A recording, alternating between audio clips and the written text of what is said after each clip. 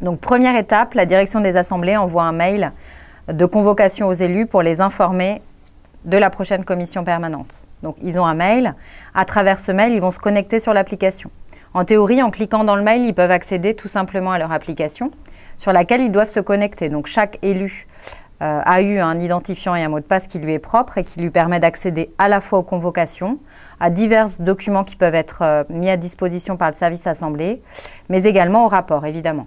Donc, je me connecte et je vais accéder à l'interface de l'application Délib Mobile. Donc, j'ai un onglet convocation et comme vous pouvez le voir ici, j'ai accès aux différentes convocations. J'en prends une au hasard et je l'affiche. J'ai à la fois la convocation et puis l'annexe. Voilà. Donc, première étape, on dématérialise l'envoi des convocations aux élus à travers cet outil. Avec les convocations, évidemment, on a accès au rapport des commissions permanentes. Donc, vous voyez ici, j'ai laissé exprès l'historique des rapports. Je peux aller consulter, par exemple, les rapports de la dernière commission permanente. Il me suffit de cliquer sur le nom du rapport, mai 2013, par exemple. Il y a un petit temps de chargement. Voilà. Donc, la première fois que je me connecte par rapport à ces rapports-là, il faut que je les charge. Donc, en fonction du nombre de rapports, en général, ça ne dépasse pas les 20 minutes. Et si vous êtes en Wi-Fi, c'est quasiment instantané. Une fois que j'ai chargé mes rapports, je peux tout à fait les consulter un à un. Il me suffit pour cela de cliquer dans le menu de gauche et le rapport va s'afficher à droite. Voilà. Vous avez le rapport ici. Vous pouvez l'afficher en grand, les fonctions standards de l'iPad. Évidemment, agrandir les tableaux si besoin. Voilà. Donc, avant une commission permanente, ça permet aux élus, tout simplement, de réceptionner les rapports et de les consulter comme ils avaient l'habitude de le faire sur papier. L'avantage majeur, c'est qu'ils vont pouvoir les annoter. Donc, pour cela, il faut cliquer sur le petit logo, puis le petit crayon. En cliquant sur le crayon, on accède aux outils d'annotation que l'on souhaite appeler pour annoter sur les rapports.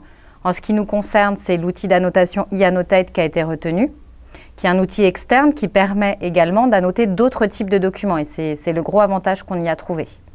Donc, vous avez une barre d'outils sur la droite, barre d'outils qui peut être plus ou moins importante en fonction de ce qu'on souhaite mettre à disposition.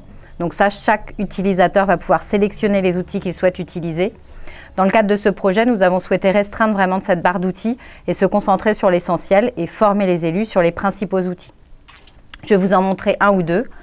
Le classique, c'est le crayon. Je peux choisir la couleur. Hop, je vais prendre du vert. Et je peux choisir l'épaisseur de mon trait. Ensuite, je me mets sur mon rapport. J'écris. Et je peux passer à autre chose. Voilà. De la même façon, je vais pouvoir utiliser le marqueur. Pareil, je peux sélectionner une couleur.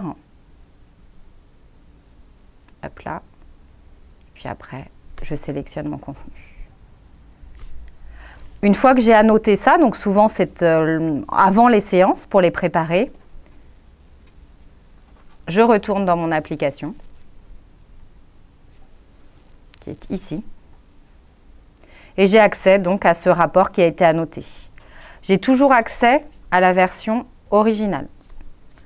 Donc à tout moment, je peux voir le rapport que j'ai annoté, mais également le rapport original. Voilà. Ça, en général, c'est ce qui se passe avant une séance. Quand un élu revient en séance et qu'il souhaite consulter les annotations qu'il a apportées sur le document, il a un petit post-it sur la partie gauche de l'écran dans le menu qui lui permet de se souvenir que le rapport 2, par exemple, a été annoté. Voilà. C'est la façon pour lui d'accéder aux rapports qui ont été annotés en séance. Voilà. À la fin de ma séance, je me déconnecte.